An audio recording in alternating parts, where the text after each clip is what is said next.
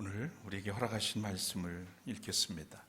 누가복음 1장 39절부터 56절까지의 말씀입니다. 그 무렵에 마리아가 일어나 서둘러 유대 산골에 있는 한 동네로 가서 사가랴의 집에 들어가 엘리사벳에게 문안하였다. 엘리사벳이 마리아의 인사말을 들었을 때에 아이가 그의 뱃속에서 뛰놀았다.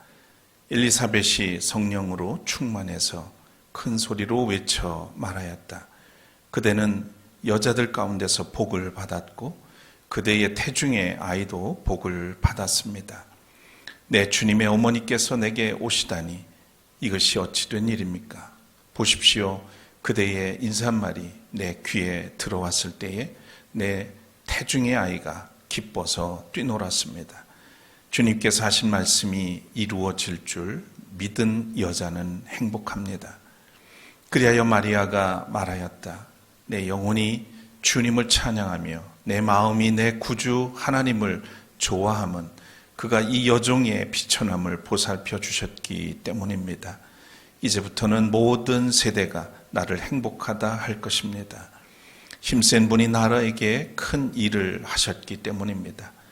그의 이름은 거룩하고 그의 자비하심은 그를 두려워하는 사람들에게 대대로 있을 것입니다.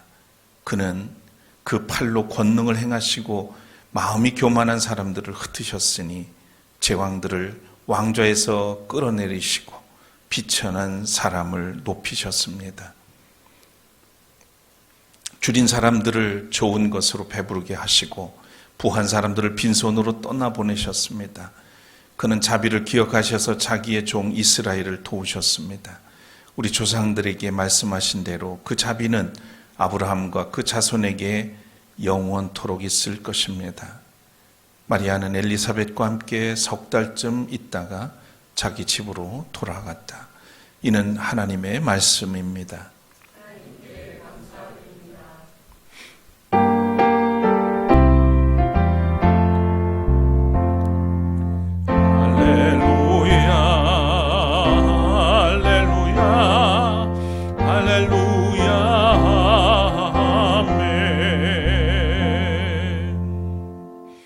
자리에 앉으시겠습니다.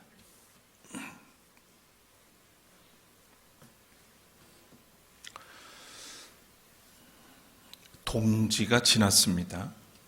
동지는 1년 중에서 밤이 가장 길고 낮이 가장 짧은 날이죠. 이제는 점점 밤이 짧아질 것입니다. 이처럼 세상의 일은 상대적이니 칠흑같이 어두운 내란의 터널도 속히 벗어나게 되기를 고대합니다. 악마에게 영혼을 빼앗긴 자에게 정의와 평화 또 생명과 사랑은 있을 수 없습니다.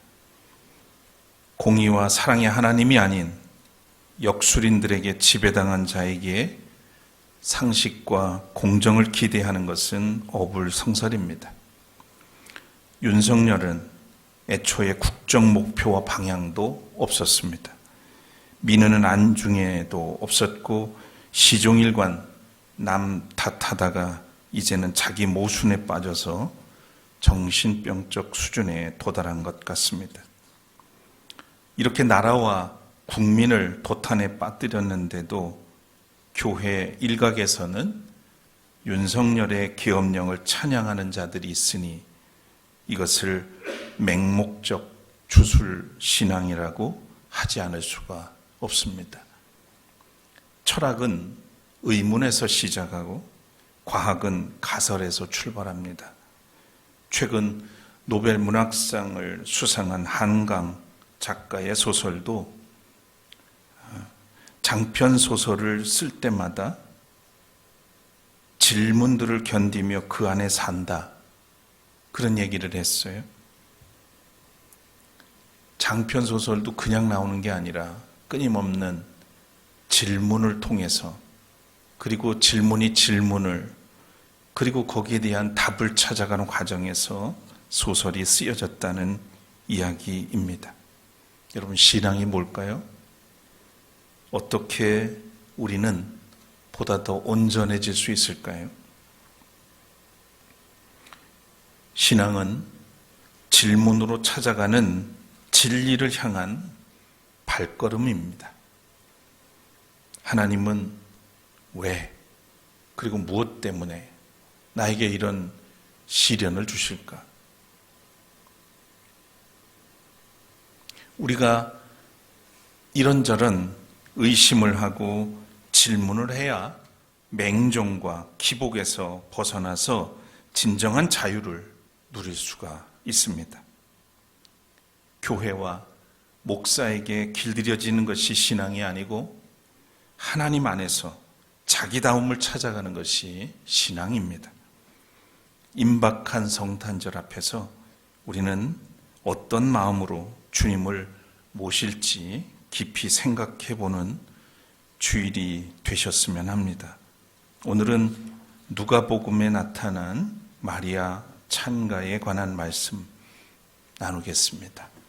먼저 하나님께 마음을 모아서 찬양하겠습니다.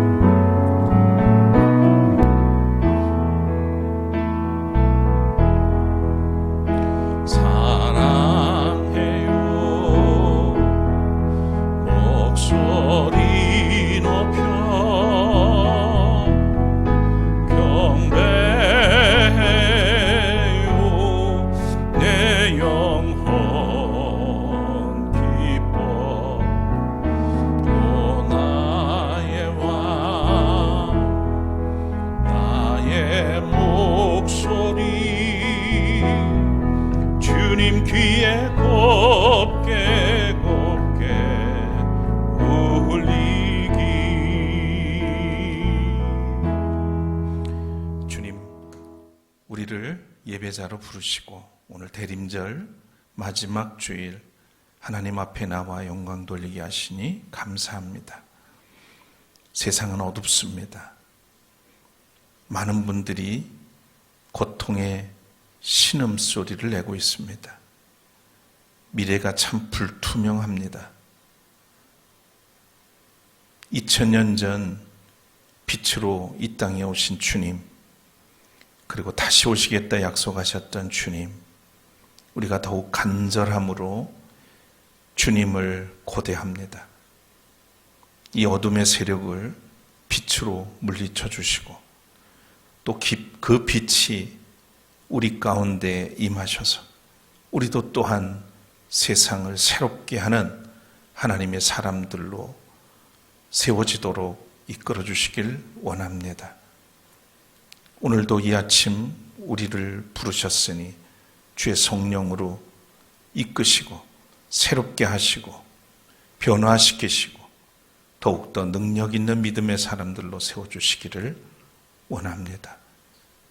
겸손히 우리의 마음을 비웁니다.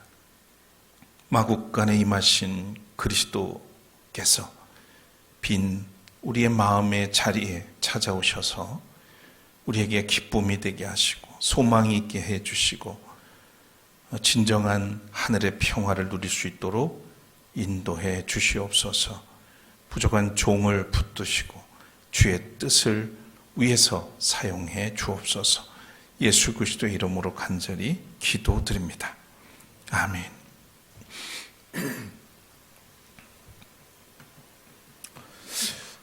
제가 2주 전쯤에 포인세티아에 관해서 이야기를 전해드렸었는데요. 여러분은 이 크리스마스 트리를 어떻게, 왜 상록수를 사용하게 됐을까?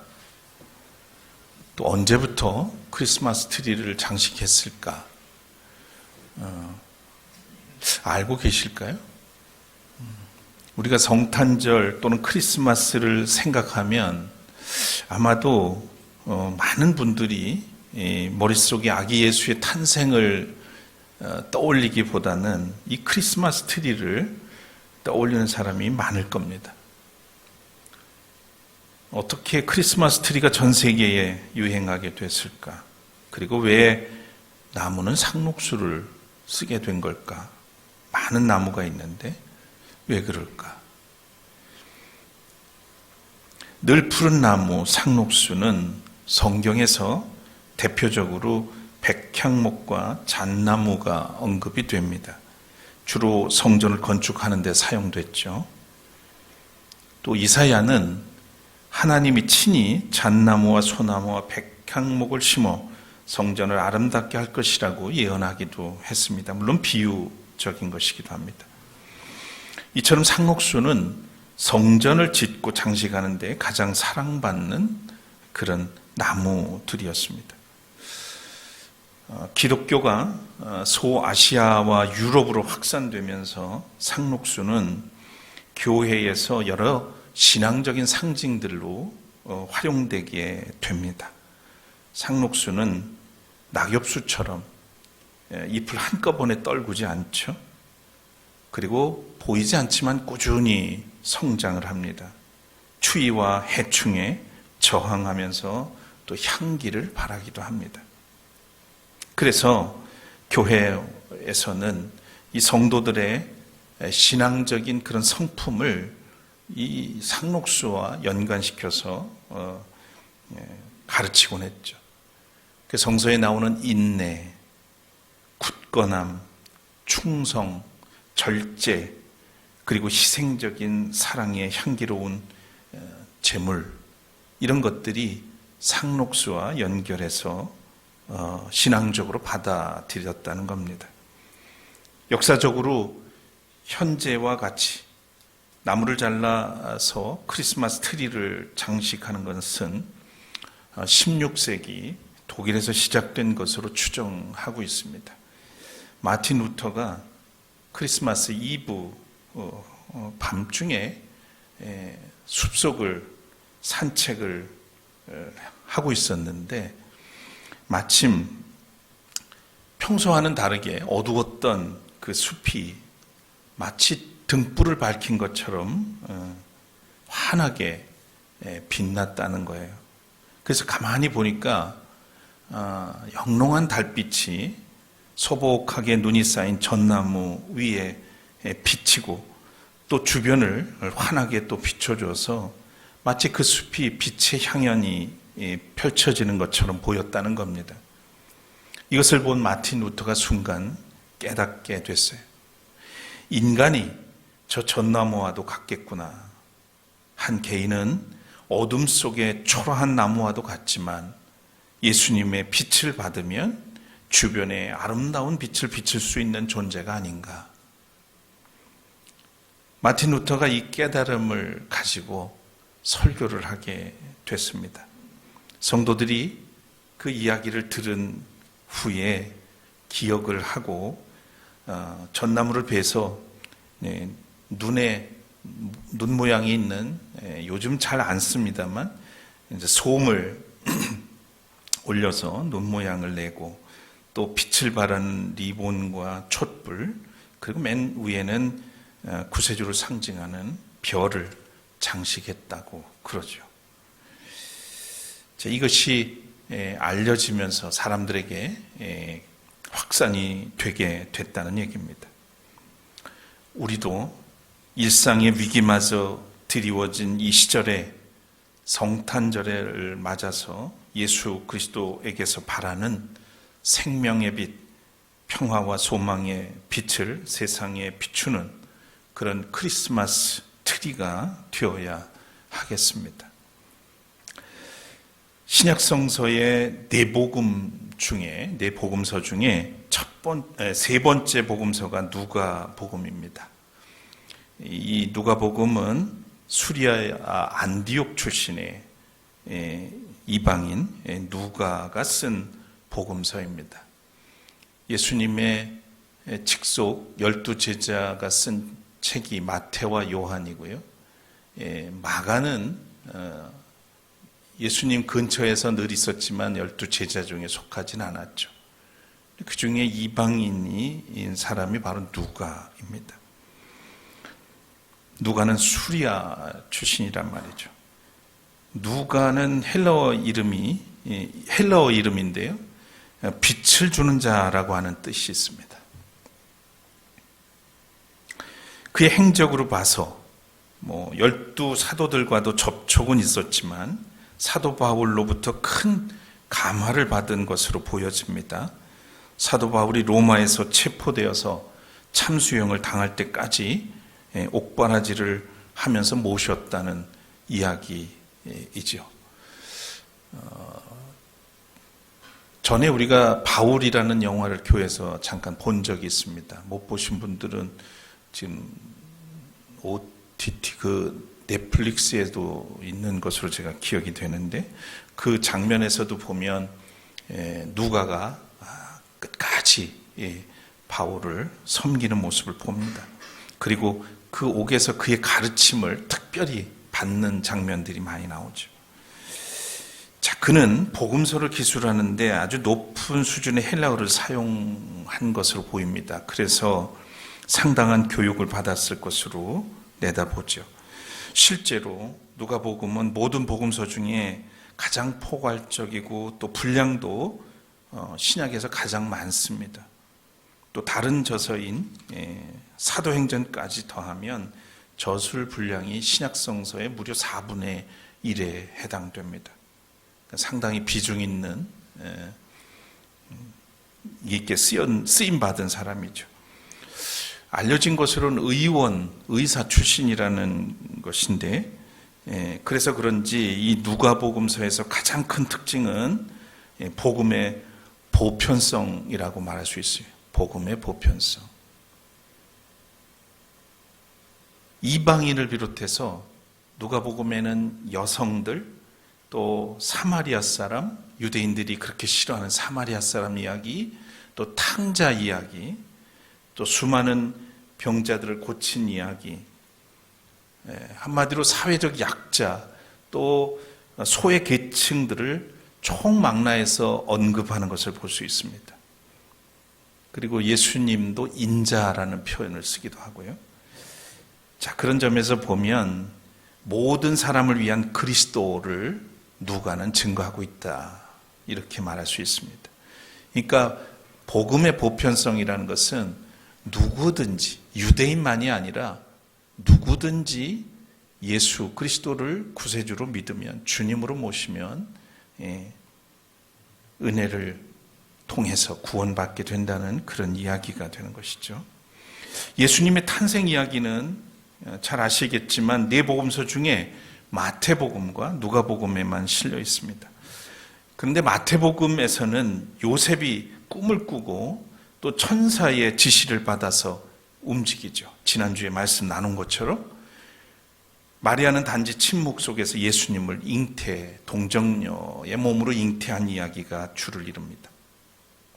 이와 다르게 누가복음에서는 마리아가 꿈이 아니라 현실에서 천사와 만나고 하나님의 계시를 받습니다. 그리고 요셉은 단지 마리아의 약혼자로만 언급됩니다. 그래서 이 복음서를 집필한 사람들이 어떤 맥락에서 누구를 대상으로 쓰여졌는지도 네 복음서를 비교하다 보면 아주 재미있는 그런 면들을 발견하게 됩니다.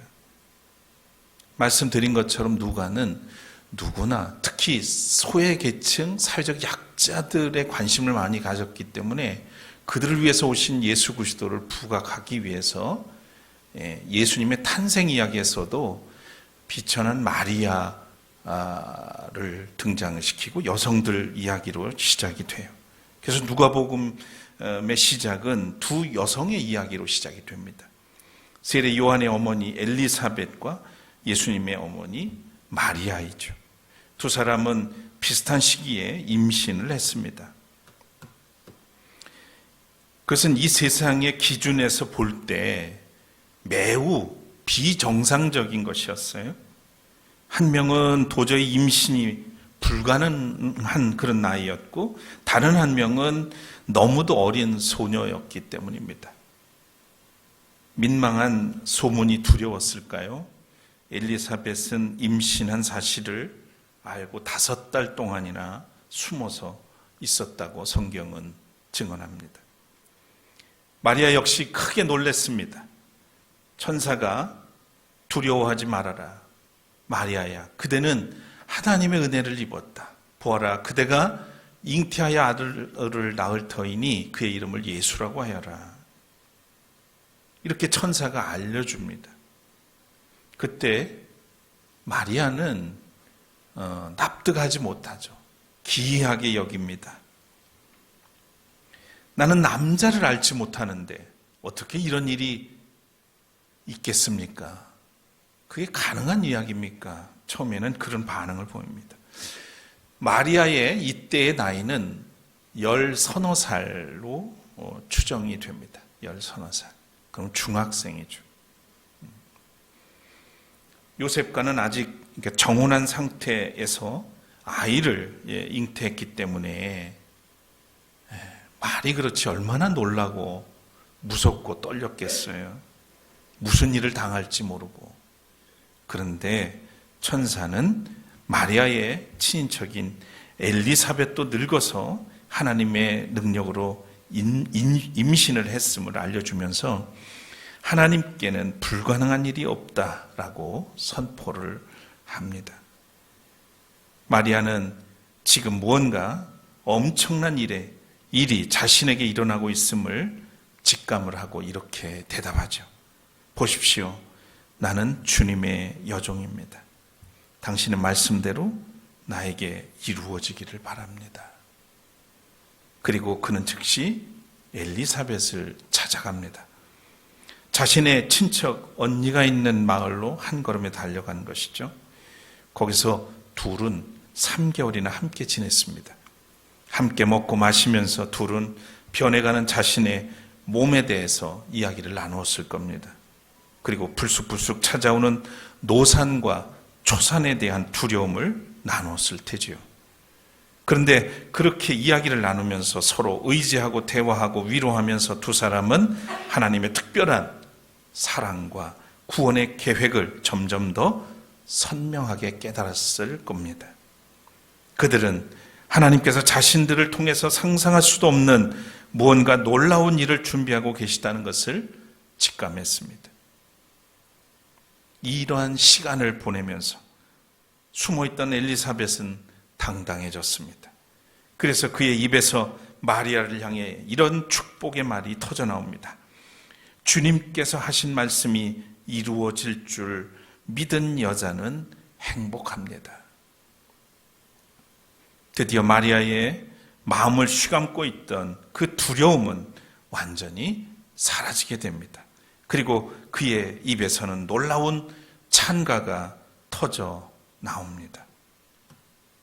이것이 바로 유명한 마리아의 찬가, 마그니피카트라고 하는 마리아의 찬가입니다. 화면에 나와 있으니까 한번 같이 읽어볼까요? 자, 내 영혼이 주님을 찬양하며 내 마음이 내 구주 하나님을 좋아함은 그가 이 여종의 비천함을 보살펴 주셨기 때문입니다. 힘센 분이 나에게 큰 일을 하셨기 때문입니다. 그는 그 팔로 권능을 행하시고 마음이 교만한 사람들을 흩으셨으니 제왕들을 왕좌에서 끌어내리시고 비천한 사람을 높이셨습니다. 일부입니다마는 성서에서 나오는 가장 아름다운 찬양으로 알려지고 있습니다. 라틴어로는 마그니피카트, 아미나, 아니마, 메아, 도미니쿰, 도미니눔. 내 영혼이 주님을 찬양한다는 그런 말이죠. 그래서 이것을 일반적으로 특히 가톨릭에서도 그렇고요, 마그니피카트라고 명칭이 붙었습니다. 마리아 찬가를. 자, 마리아는 하나님은 약한 자를 도우시는 분임을 깨달았던 겁니다. 그리고 지금 자신에게 일어난 이 놀라운 일은 단지 자기 혼자만을 위해서가 아니라 자신처럼 약하고 비천한 이 땅의 모든 사람을 위한 일임을 알게 된 것이죠. 하나님은 그렇게 자신처럼 낮고 천한 사람을 통해서 위대한 일을 하신다는 것을 깨닫게 된 겁니다. 그래서 그의 입에서는 모든 찬송시의 극치를 보여주고 있죠. 그런 찬양이 그도 모르게 터져 나왔던 겁니다. 이 모습을 보면 우리가 한 가지 알 수 있는 것은 진정한 깨달음이 있을 때 찬양이 나온다는 거죠. 억지로 믿어서 나오는 게 찬양이 아닙니다. 신앙생활을 하면서 뭔가 진리를 깨닫고 말씀의 의미를 깨닫고 그 말씀이 나와 상관이 있음을 깨달았을 때 비로소 우리는 하나님의 이름을 부르게 되고 그분을 찬양하게 됩니다. 구약성서에도 이와 비슷한 찬양이 하나 있죠. 사무엘의 어머니 한나입니다. 그가 하나님의 능력으로 사무엘을 잉태했을 때 부른 노래를 한나의 노래라고 부르는데, 주님께서 나의 마음에 기쁨을 가득 채워주셨습니다. 주님과 같으신 분은 없습니다. 주님처럼 거룩하신 분은 없습니다. 우리 하나님 같은 반석은 없습니다. 그러면서 이어서 이렇게 하죠. 주님은 가난한 사람을 티끌에서 일으키시며 궁핍한 사람을 거름더미에서 들어올리셔서 귀한 이들과 한 자리에 앉게 하시며 영광스러운 자리를 차지하게 하신다. 이렇게 노래를 했어요. 구약의 한나와 신약의 마리아가 만난 그 하나님은 연약한 사람을 위로하시며 그들을 통해 큰 일을 행하시는 분입니다. 하나님은 스스로 부요하다고 생각해서 하나님을 의지하지 않는 교만한 사람보다는 연약해서 가난한 마음으로 하나님을 의지하는 사람들을 기뻐하십니다. 사도 바울의 말씀처럼 하나님께서는 지혜 있는 자들을 부끄럽게 하시려고 세상의 어리석은 것들을 택하셔서 강한 것을 부끄럽게 하시려고 택하셨고, 강한 사람을 부끄럽게 하시려고 세상의 약한 것들을 택하셨습니다. 하나님께서는 세상에서 비천한 것들과 멸시받는 것들을 택하셨으니 곧 잘났다고 하는 것들을 없애시려고 아무것도 아닌 것들을 택하셨습니다. 이리하여 아무도 하나님 앞에서 자랑하지 못하게 하시려는 겁니다. 하나님은 이런 분이시라는 증언이죠. 마리아라는 이름은 오늘날 우리가 거룩하게 이 성녀 마리아 때문인지 모르지만 거룩하게 들리지만, 예수님 당시의 이름은 미리엄으로 불렸고요.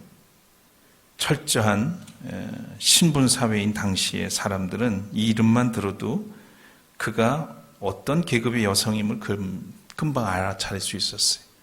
그렇게 높은 위치가 아니라 오히려 하층민에 속한다는 거죠. 제가 어릴 때 말이죠, 영어도 잘 모르고 그럴 때 집에 그 강아지들 이름을 메리라고 줬어요. 메리. 그래가지고 메리야 이리 와, 메리야 이리 와 이러면서 놀았는데 나중에 알고 보니까 마리아 아니에요, 메리가 영어로. 그 자꾸만 넷플릭스 광고해 주는 것 같아서 그런데 최근에 보니까 메리라고 하는 이 마리아 영화가 또 올라와 있더라고요. 시간 나면 보라는 말씀이에요. 네. 자, 그런데 이 마리아가 비천한 계급의 여성임에도 불구하고 하나님은 그 몸을 통해서 하나님의 아들, 이스라엘의 구원자, 그 메시아를 그 몸을 통해서 낳게 하셨어요. 이것 자체가 성탄의 복음인 것입니다. 오늘은 대림절 마지막 주일입니다. 대림절을 뜻하는 라틴어 아드벤트, 오심 혹은 도착이라는 뜻인데 그 외에도 모험이라는 뜻이 담겨 있습니다. 성탄은 하나님의 모험입니다. 왜냐하면 하나님은 자신이 내 모든 것을 걸고 오시기 때문이죠.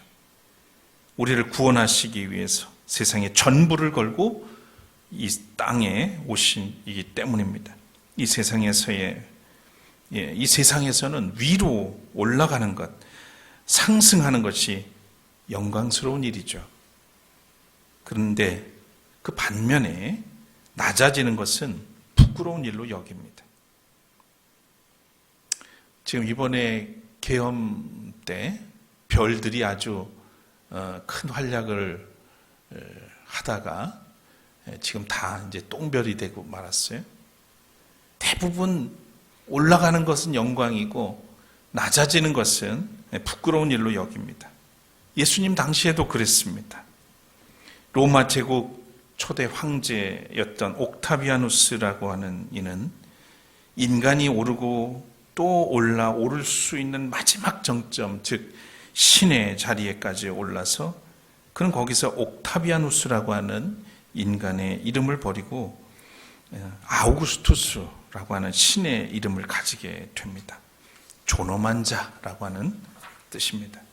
그런데 이런 세상의 영광을 거슬러서 하나님이 인간이 되는 사건, 말씀이 육신이 되는 사건이 일어났습니다.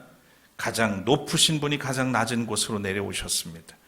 가장 거룩한 분이 황실의 요람이 아니라 더러운 마국간의 구유 위에 나셨습니다. 하나님은 이렇게 인간의 몸을 입고 오셔서 몸을 입고 살아가는 모든 사람들의 아픔에 동참하셨죠. 그리고 하늘 보좌가 아니라 십자가 위에 달리셨습니다. 사람들은 이것을 보고 치욕이라고 했죠. 그러나 성서는 이것이야말로 영광이라고 말씀합니다. 이것이 바로 성육신의 신비요, 또 성탄의 복음이라고 할 수 있겠습니다.